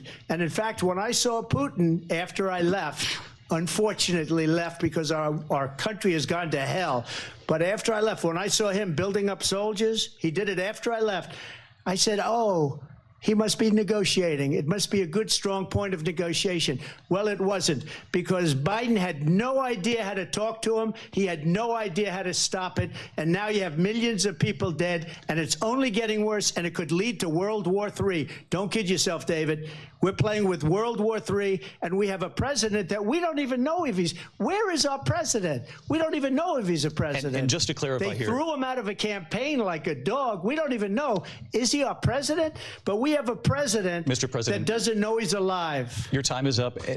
Just to clarify in the question, do you believe it's in the U.S. best interest for Ukraine to win good at this? How does he do this war, yes or no? I think it's the U.S. best interest to get this war finished and just get it done. All right. Negotiate a deal, because we have to stop all of these human lives from being destroyed. I want to take this to Vice President Harris. I want to get your thoughts on support for Ukraine in this moment, but also as Commander-in-Chief, if elected, how would you deal with Vladimir Putin, and would it be any different from what we're seeing from President Biden? Well, as Vice President, I can do it right now, so I'll probably just solve it now, I guess. He seems to think he'll be able to do it before he's the president, once he's elected, so I guess as the sitting Vice President, I'll just go say, hey, knock it off. Well, first of all, it's important to remind the former president you're not running against Joe Biden, you're running against me. I believe the reason that Donald Trump says that this war would be over within 24 hours is because he would just give it up. And that's not who we are as Americans. Let's understand what happened here. I actually met with Zelensky a few days before Russia invaded, tried through force to change territorial boundaries, to defy one of the most important international rules and norms, which is the importance of sovereignty and territorial integrity. And I met with President Zelensky. I shared with him American intelligence about how he could defend himself. Days later, I went to NATO's eastern flank, to Poland and Romania. And through the work that I and others did, we brought 50 countries together to support Ukraine in its righteous defense. And because of our support, because of the air defense, the ammunition, the artillery, the javelins, the Abrams tanks that we have provided, Ukraine stands as an independent and free country. If Donald Trump were president, Putin would be sitting in Kyiv right now. No, there would have been a negotiation for territory, and millions of people would still be alive, and there wouldn't have been a war at all. Maybe Ukraine would have lost some territory. That could have been a possibility, because it did happen before under Obama, but nobody really seems to talk about that. President, and that we understand the importance of the greatest military alliance the world has ever known, which is NATO, and what we have done to preserve the ability of Zelensky and the Ukrainians to fight for their independence. Otherwise, Putin would be sitting in Kyiv with his eyes on the rest of Europe, starting with Poland. And why don't you tell the 800,000 Polish Americans right here in Pennsylvania how quickly you would give up for the sake of favor and what you think is a friendship with what is known to be a dictator who would eat you for lunch. Vice President Harris, thank you. We've heard from both of you on Ukraine tonight. Afghanistan came up in the last hour. I wanted her to respond to something you said earlier. That was so smart. Yeah. Please, I'll give you a minute here. If I was controlling this too, I wouldn't let him respond. Oh my God, they're going to let him respond. Putin would be sitting in Moscow, and he wouldn't have lost 300,000 men and women, but he would have been sitting in Moscow. Quiet, please.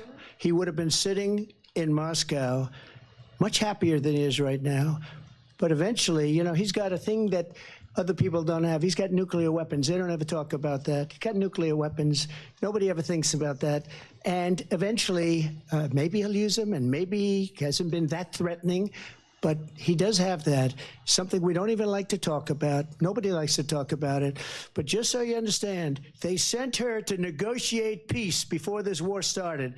3 days later, he went in and he started the war because everything they said was weak and stupid. They said the wrong things. That war should have never started. She was the emissary. The wrong dialogue they sent tree. her in to negotiate with Zelensky and Putin, and she did. And the war started 3 days later. And that's the kind of talent we have with her. She's worse than Biden. In my opinion, I think he's the worst president in the history of our country. She goes down as the worst vice president in the history of our country. But let me tell you something.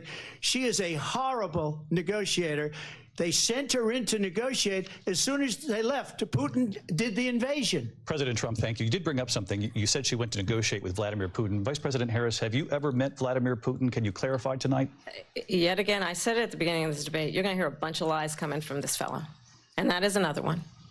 When I went to meet with President Zelensky, I've now met with him over 5 times. The reality is it has been about standing as America always should, as a leader upholding international rules and norms, coming off like as a a cunt. leader who shows strength, understanding that the alliances we have around the world are dependent on our ability to look out for our friends and not favor our enemies because you adore strongmen instead of caring about democracy. And that is very much what is at stake here. The President of the United States is commander-in-chief, and the American people have a right to rely on a president who understands the significance of America's role and responsibility in terms of ensuring that there is stability and ensuring we stand up for our principles and not. Trump had 0 wars. Nobody was at war. There was peace in the Middle East. It was a thing we joked about. People rapped about it because it rhymed so well and it was never going to happen. It's crazy. Sell them for the benefit of personal flattery. We've talked about Ukraine and Vladimir Putin. I do want to talk about Afghanistan. It came up in the first hour of this debate. I wanted to Her move on. defense is going to be, it wasn't me. It was that old guy. I don't speak for him. Afghanistan. Stoltenberg said Trump did the most amazing thing I've ever seen. He got these countries, the 28 countries at the time, to pay up. He said, I've never seen. He's the head of NATO. He said, I've never seen. For years, we were paying almost all of NATO. We were being ripped off by European nations, both on trade and on NATO. I got them to pay up by saying one of the statements you made before, if you don't pay, we're not going to protect you. Otherwise, everyone lost their mind about it. Trump's going to take us out of NATO. He's not going to defend everything. And then everybody paid up and then it was fine. Because it was a tactic to get them to pay because he's a goddamn businessman and he's fucking genius. It was a great tactic and it worked. We would have never gotten it. He said it was one of the most incredible jobs that he's ever seen done. Thank you. I want to turn to Afghanistan. We don't talk about the Taliban. That's a great point, Kaz. The Taliban was literally all we talked about under Obama. And then Trump comes in. We don't hear about the Taliban anymore. Somehow all of the decisions that he made the Taliban stop attacking people because the people that were funding them didn't have money anymore. Hour of the debate, and we witnessed a poignant moment today on Capitol Hill, honoring the soldiers who died in the chaotic withdrawal from Afghanistan. I do want to ask the Vice President, do you believe you bear any responsibility in the way that withdrawal played out? Well, I will tell you, I agreed with President Biden's decision to pull out of Afghanistan. 4 presidents said they would, and Joe Biden did. And as a result, America's taxpayers are not paying the $300 million a day we were paying for that endless war. Lizard versus orange. And as of today, there is not one member of the United States military who is in active duty in a combat zone in any war zone around the world, the first time this century. But let's understand how we got to where we are. Donald Trump, when he was president, negotiated one of the weakest deals you can imagine. He calls himself a deal maker. Even his national security advisor said it was a weak, terrible deal. Trump would be like a centrist like 15 years ago. But now he's a crazy right-winger. He negotiated he wants directly with a oil and terrorist organization walls. called the Taliban. The negotiation involved the Taliban getting 5,000 Taliban terrorists released. And get this, and the president at the time invited the Taliban to Camp David. a place of storied significance for us as Americans, a place where we honor the importance of American diplomacy, where we invite and receive respected world leaders. And this former president, as president, that was almost it. Invited them to Camp David because he does not. I don't think she's drunk yet. I think she's just going through. She's getting some of the shakes. You can see she's losing it in between questions. The President of the United States to be commander-in-chief with a level of respect, and this gets back to the point of how he has consistently disparaged and demeaned members of our military, fallen soldiers, and the work that we must do to uphold the strength and the respect of the United States of America around the world. Vice President Harris, thank you. President Trump, your response to her saying that you began the negotiations with the Taliban. So if you take a look at that period of time, the Taliban was killing our soldiers, a lot of them, with snipers. Yes, you're and better at this than with Trump. the Taliban because the Taliban was doing the killing. That's the fighting force within Afghanistan. They don't bother doing that because, you know, they deal with the wrong people all the time. But I got involved. And Abdul is the head of the Taliban. He is still the head of the Taliban. And I told Abdul, don't do it anymore. You do it anymore, you're going to have problems. And he said, why do you send me a picture of my house? I said, you're going to have to figure that out, Abdul. And for 18 months, we had nobody killed. We did have an agreement negotiated by Mike Pompeo. It was a very good agreement. The reason it was Abdul, good, it was I know where you we live. were getting out. We would have been out faster than them, but we wouldn't have lost the soldiers. We wouldn't have left many Americans behind, and we wouldn't have left $85 billion worth of brand new, beautiful military equipment behind. And just to finish, they blew it. The agreement said you have to do this, and they didn't do it. It's crazy. This debate isn't about Trump winning or losing or anything. Trump is winning, and he will win. It's if Kamala can keep her head above water. That's all it really matters, is can she not look like Biden? If she has anything close to a Biden moment, which she's slipping close into, they'll just run somebody else. They still have time to do it. They didn't do it. The agreement was terminated by us because they didn't do what they were supposed to do. I want to move on. And these people did the worst withdrawal and, in my opinion, the most embarrassing moment in the history of our country. And by the way, that's why Russia attacked Ukraine, because they saw how incompetent she and her boss are. President Trump, thank you. I want to move on now to race and politics in this. One more time. Holy shit. I need that. I just need to soak that up a little bit. Hold on. And her boss are. President Trump, thank you. I want to move on now to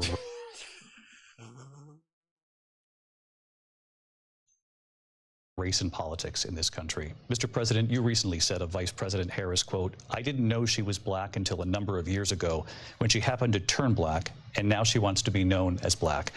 I want to ask a bigger picture question here tonight. Why do you believe it's appropriate to weigh in on the racial identity of your opponent? I don't, and I don't care. I don't care what she is. I don't care. You make a big deal out of something. I couldn't care less. Whatever she wants to be is okay with me. But those were your words, so I'm asking. I don't know. I mean, all I can say is I read where she was not black, that she put out, and I'll say that. And then I read that she was black, and that's okay. Either one was okay with me. That's up to her. That's up to her. Vice President Harris, your thoughts on this? Yeah, if you go, you can still do it. I wonder if they'll change it eventually, but you can literally still do it. You go to the Wayback Machine on Kamala Harris's Wikipedia page. You can look at posts from 10, 15 years ago where the word Indian is the most prevalent race on the, it says it like, I don't know, like 10 times or something like that, and it barely says black. It says it like 3 times or something like that. But then all of a sudden, now it's so prevalent on her page. You can go look at it. It barely mentions Indian. It's all it says the word black like 50 times. It's crazy. So like to say that Trump cares about identity politics, he's just pointing out one of these weird facts that they're bringing up, the fact that that they care about race and identity politics. I think it's, I mean, honestly, I think it's a tragedy that we have someone who wants to be president who has consistently over the course of his career attempted to use race to divide the American people. You know, I do believe that the vast majority of us know that we have so much more in common than what separates us, and we don't want this kind of approach that is just constantly trying to divide us, and especially by race. And let's remember how Donald Trump started. He was land, he owned buildings, and he was investigated because he refused to rent property to black families. Let's remember, this is the same individual who took out a full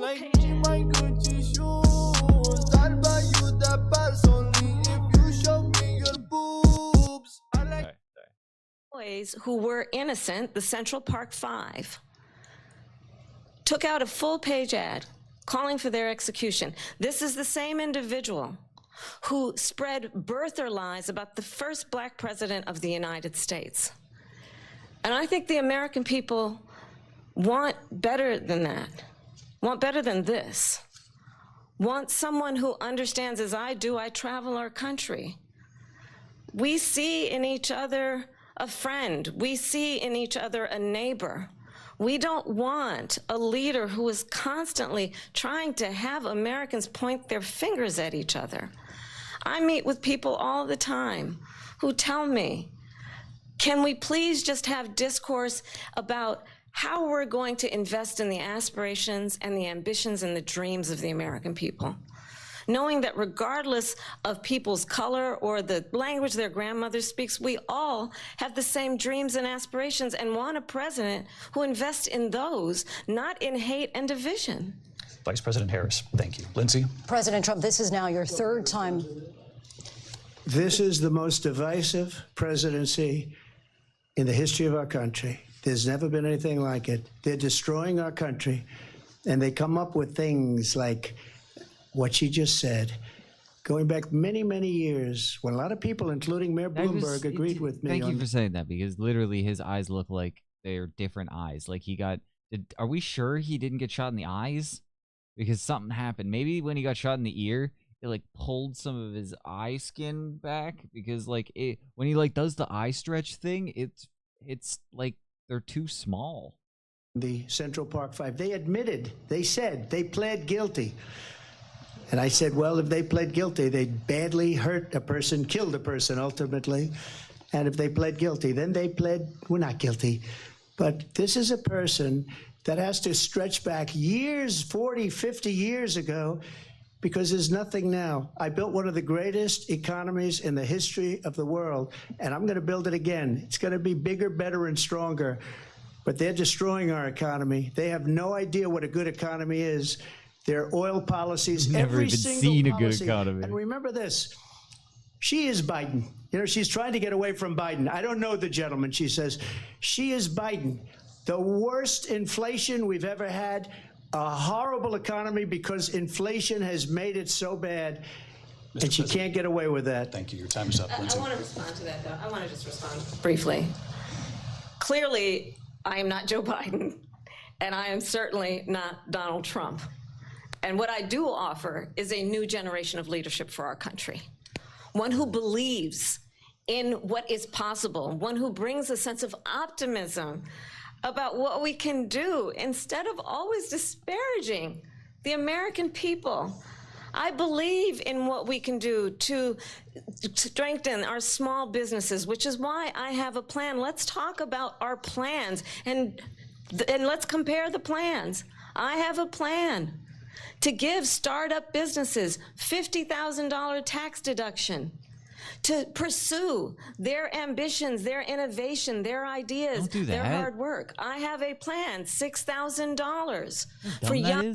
$50,000 tax reduction for somebody to fucking do their like Etsy butt plug business. Does that count for like horny kinky boy, the guy who shits in his shoes and sells it in the mail? Like, do we get $50,000 tax reduction? We shouldn't do that. There's got to be some qualifications here. I want you to pursue your goddamn dreams. Young families for the first year of your child's life, to help you in that most critical stage of your child's development. I have a plan that is about allowing people to be able to pursue what has been fleeting in terms of the American dream by offering a help with down payment of $25,000 down payment assistance for first-time home buyers. That's the kind of conversation, I believe, David, that people really want tonight, as opposed to a conversation that is constantly about belittling and name-calling. Let's turn the page Vice President and move Harris, forward. thank you. Let's turn to policy. Let's turn to That is like, you can hate on her. That was her best moment the entire night, where she just said, let's stop talking about the past because it looks really bad for me. That's what she's doing. Look, let's stop talking about the past. Let's talk about what we're gonna do. Even though I'm in office and could do it, I could start doing it right now. Let's talk about what I'm gonna do once I win. I'm gonna hold it back until I win. And once I win, then I'm gonna start doing these things. And just list off all these cool things that you're going to do. Ferraris for everyone. If you can stand in this circle, then Mr. Beast is going to give you Feastables for life. You vote for Kamala. But it's a great strategy because, I don't know, Trump kind of just wings it. He doesn't. I don't think he has a dead set plan, and he definitely doesn't have it in front of him right now. Have to move on. President Trump.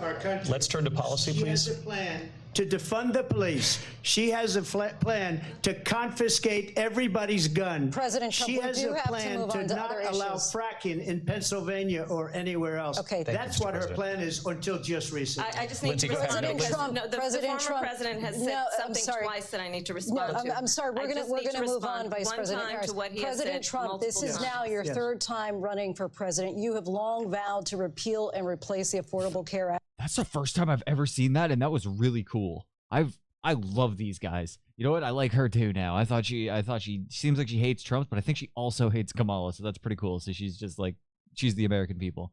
So I've never seen them shut down the Democratic side. That was really cool. Also known as Obamacare. You have failed to accomplish that. You now say you're going to keep Obamacare, quote, unless we can do something much better. Correct. Last month you said, quote, we're working on it. So tonight, 9 years after you first started running, do you have a plan, and can you tell us what it is? Obamacare was lousy health care. Always was. It's not very good today. And what I said, that if we come up with something, and we are working on things, we're going to do it and we're going to replace it. But remember this, I inherited Obamacare because Democrats wouldn't change it. They wouldn't vote for it. They were unanimous. Take it away. Once you've given people free phones and stuff, you can't take it away. We would have had a much better plan than Obamacare. But the Democrats came up, they wouldn't vote for it. I had a choice to make when I was president. Do I save it and make it as good as it can be, never going to be great, or do I let it rot? And I felt I had an obligation, even though politically it would have been good to just let it rot and let it go away. I decided, and I told my people, the top people, and they're very good people. I have a lot of good people in that administration. We read about the bad ones. We had some real bad ones too, and so do they. They have really bad ones. The difference is they don't get rid of them. But let me just explain.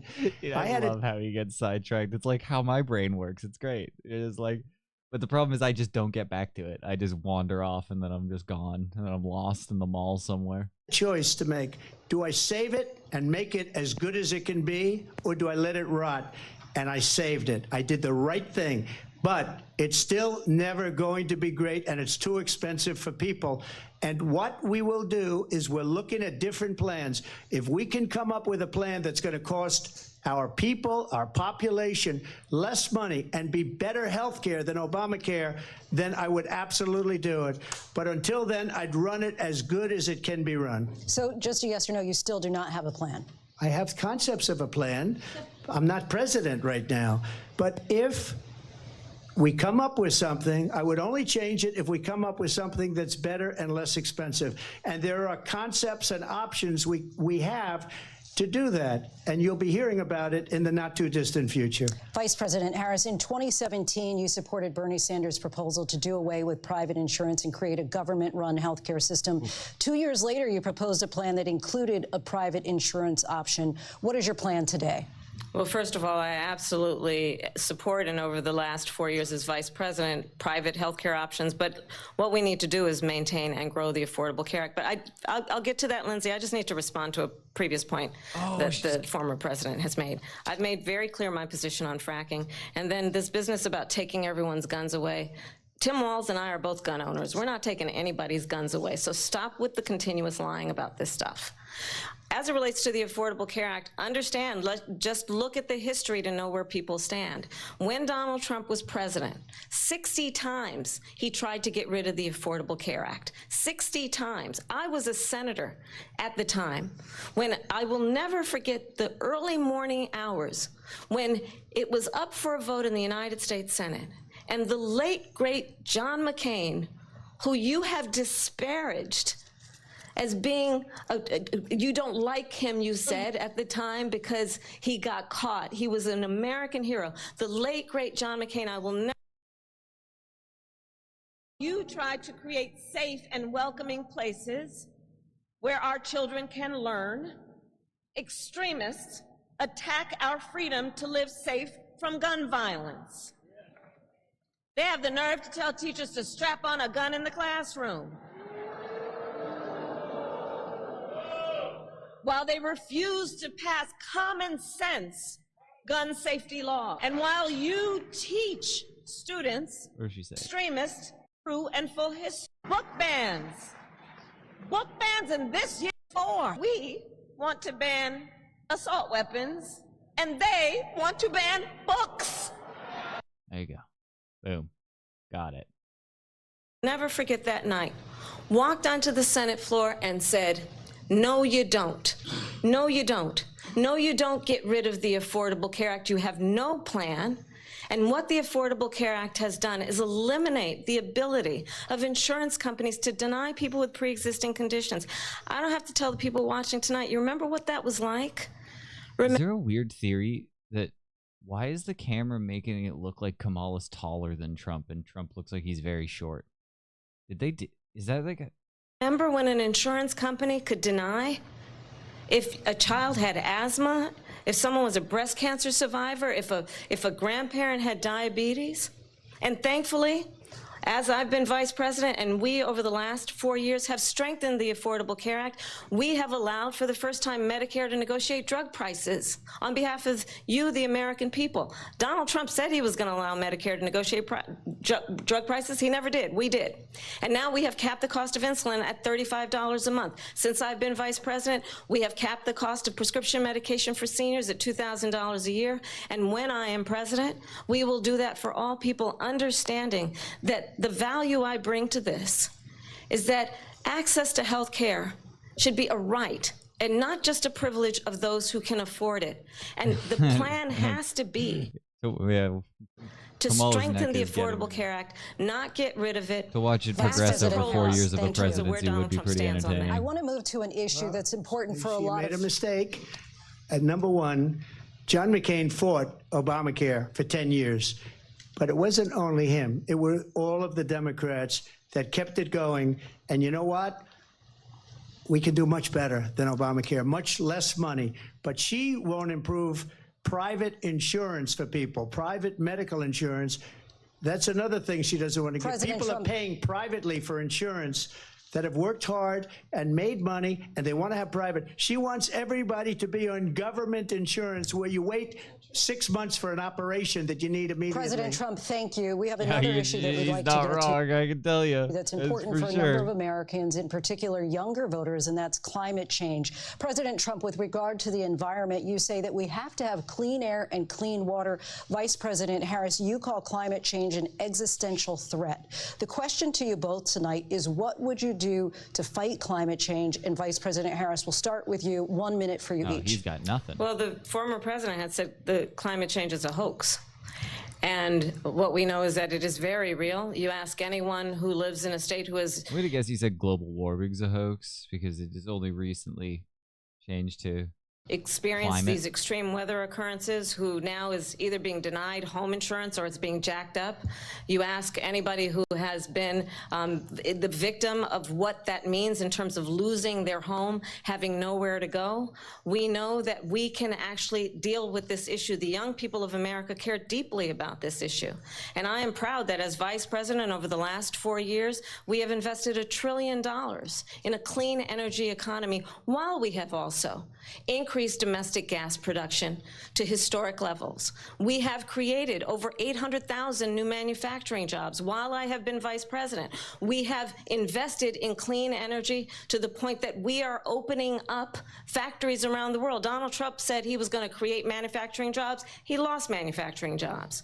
And I'm also proud to have the endorsement of the United Auto Workers and Sean Fain, who also know that part of building a clean energy economy includes investing in American-made products, American automobiles. It includes growing what we can do around American manufacturing and opening up auto plants, not closing them like happened under Donald Trump. Vice President Harris, thank you. That didn't happen under Donald Trump. Let me just tell you, they lost 10,000 manufacturing jobs this last month.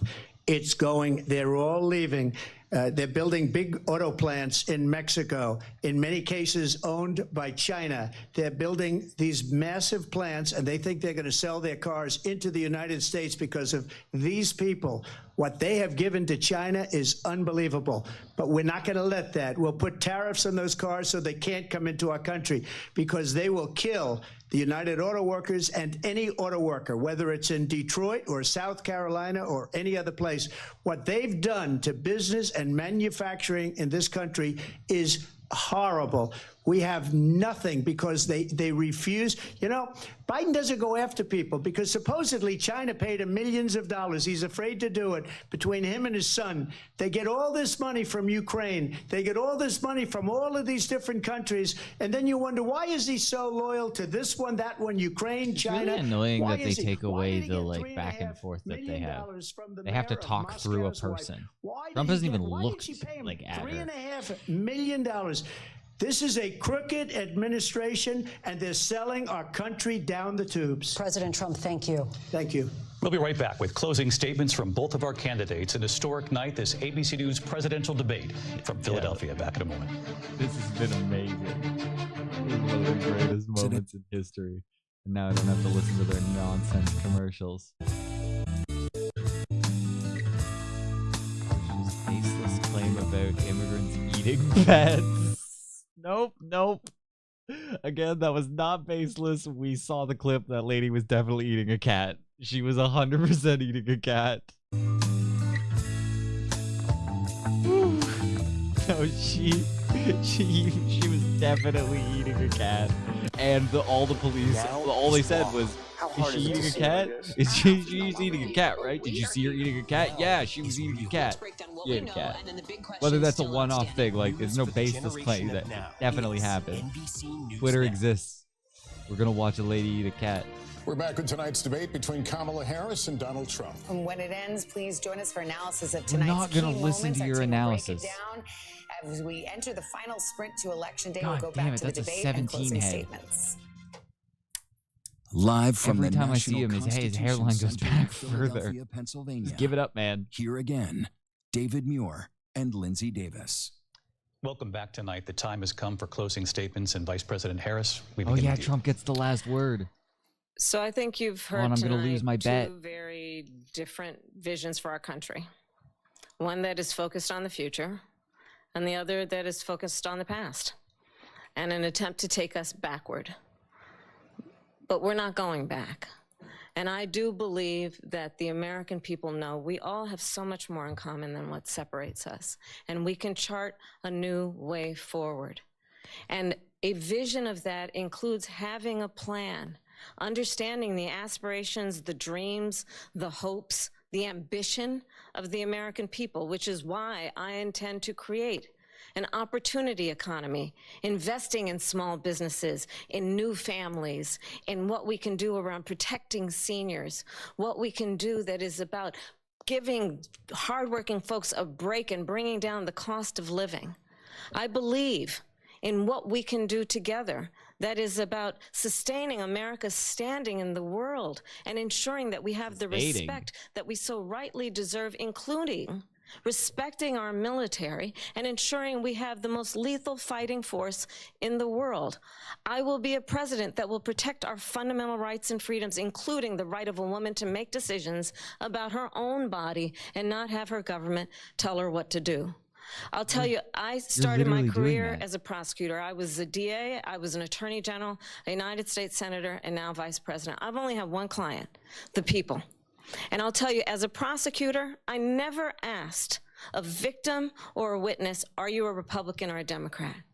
The only thing I ever asked them, That would be an are you okay? egregious thing to do. And that's the kind of president we need right now.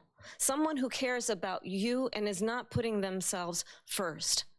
I intend to be a president for all Americans and focus on what we can do over the next 10 and 20 years to build back up our country by investing right now in you, the American people. Vice President Damn, Harris, that thank sounded you. like President a Trump. beautiful script somebody wrote. So she just started by saying she's going to do this, she's going to do that, she's going to do all these wonderful And then things. Trump just gets to Why riff. hasn't she done it? She's been there for 3.5 years. They've had 3.5 years to fix the border. They've had 3.5 years to create jobs and all the things we talked about. Why hasn't she done it? She should leave right now, go down to that beautiful White House, go to the Capitol, get everyone together and do the things you want to do, but you haven't done it and you won't do it because you believe in things that the American people don't believe in. You believe in things like we're not going to frack. We're not going to take fossil fuel. We're not going to do things that are going to make this country strong, whether you like it or not. Germany tried that, and within 1 year, they were back to building normal energy plants. We're not ready for it. We can't sacrifice our country for the sake of bad vision. But I just ask one simple question. Why didn't she do it? We're a failing nation. We're a nation that's in serious decline. We're being laughed at all over the world. All over the world, they're laughing. I know the leaders very well. They're coming to see me. They call me. You can see visually We're that laughed people at don't all over the respect world. They Biden. don't Whether or understand not that what happened translates us to as a America too, nation. but that's We're true. not a leader. We don't have any idea what's going on. We have wars going on in the Middle East. We have wars going on with Russia and Ukraine. We're going to end up in a third world war, and it'll be a war like no other because of nuclear weapons. Dude, a third world war sounds like we're going to fight Africa. Power of weaponry. I rebuilt our entire military. She gave a lot of it away to the Taliban. She gave it to Afghanistan. What these people have done to our country, and maybe toughest of all, is allowing millions of people to come into our country. Many of them are criminals, and they're destroying our country. The worst president, the worst vice president in the history of our country. President Trump, thank you. And that is our ABC News presidential debate from here in Philadelphia at the National Constitution Center. I'm Lindsay Davis. And I'm David Muir. Thank you for watching here in the U.S. and all over the world, and from all of us here at ABC News. Good night. These guys were great. These people were amazing. They were some of the best moderators I've ever seen in a debate ever. This went so smoothly. And yeah, I think Kamala did better than expected. Trump still won, without a doubt. Easy peasy. Easy to call.